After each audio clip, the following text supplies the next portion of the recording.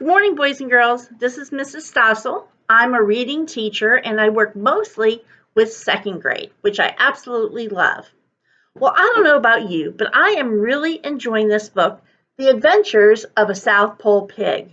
I'll tell you, Flora is one interesting main character, isn't she? We found out so far, and that's what this picture I found was pretty cool, and it says, which comes right out of the book, she would stand on top of the manure pile and look out over the fence, trying to see what lay beyond. Well, we found out yesterday that, you know what? She is now out of the pig pen. She escaped. So I'm wondering what adventures are going to happen with Flora. We'll have to read to find out. So let's go. Flora scampered past the junk heap and around the corner of the barn. Bright sunshine made her blink.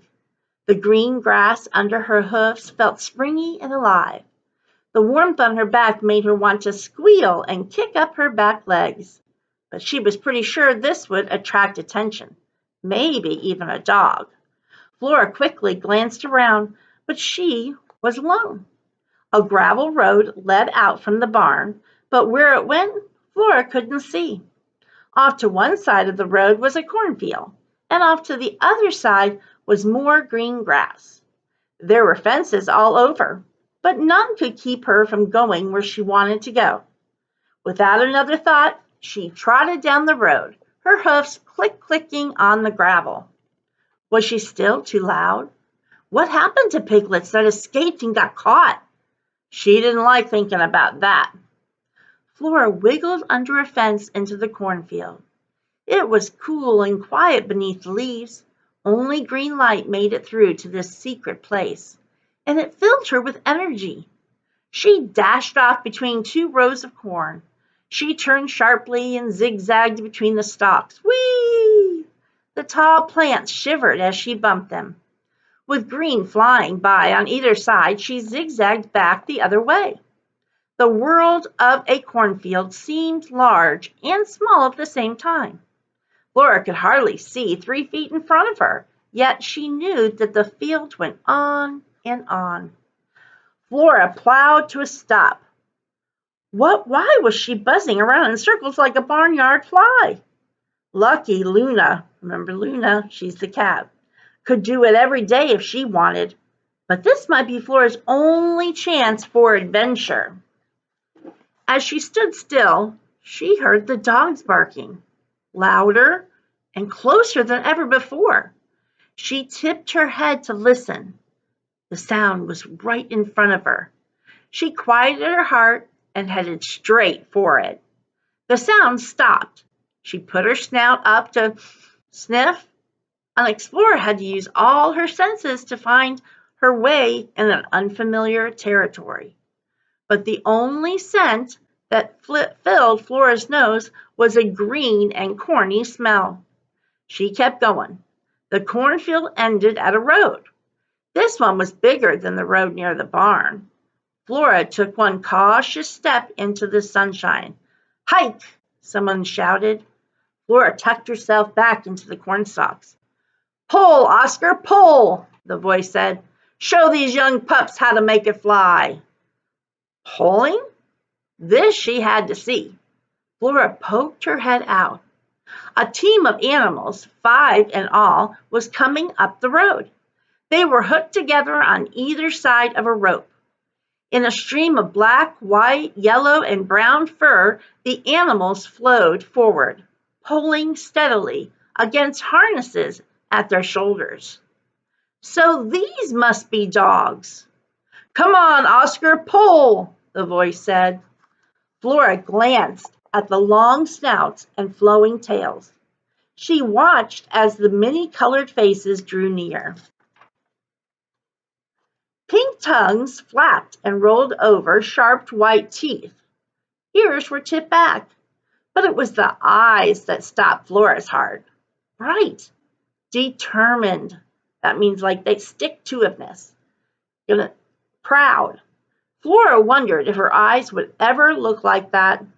At the end of the line was a man riding on a cart with 4 wheels that clattered and bounced over the gravel road. Dark hair covered his face, and he looked fierce. "Hike!" The man cracked a whip, and the dogs pressed on with new energy. I found this picture, and you know what? That's what this reading right here made me have a picture of a visualization of what was going on. And I found this that kind of reminded me of what we're reading today. So you can see the man that's behind, and he's telling them to hike and get going. And then you see all the dogs in front of him. So I don't know about you, but that was the picture I had in my mind. There was one dog in the lead, and his ears picked up slightly as his eyes rested on Flora. He seemed to be taking in that she was out of place, but he didn't break his stride. The other dogs in the line now glanced at her. Flora's knees trembled. She knew that she should run away, but she was mesmerized, like she couldn't even take her eyes off of them. There was something in the teamwork, in the purpose and effort that they shared, that made it hard for her to breathe. Would her brothers ever consider trying this? Being a team? The man caught sight of her. "Whoa!" he shouted, and pulled back on a lever that made the wheels stop moving. The dogs halted. "Dab nabbit, every time we start the strength training, something happens. Why are you out of your pen, little piggy? Somebody needs to learn a lesson." Although the dogs had pulled in silence, now they stamped and whined and barked. They clearly didn't like being stopped. Only the lead dog was calm. His eyes were still on Flora, and she could now see that they were soft blue with a black pupil in the middle. This must be Oscar.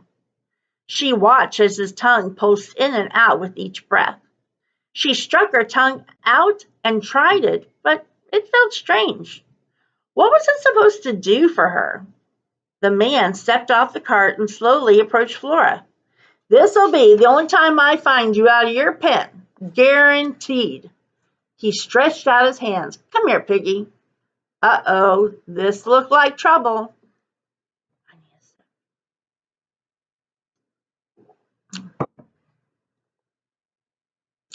This looked like trouble. Flora thought fast and skittered sideways out of reach, just as the man lunged down to grab her. "Confound it," he yelled. "Don't make me set these dogs on you." She dashed around to the other side of the team and caught sight of their sharp teeth. Loose dogs would be more trouble than she could handle, plan or no plan.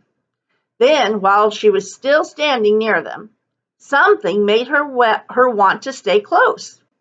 These dogs were determined, excited, but not angry or mean.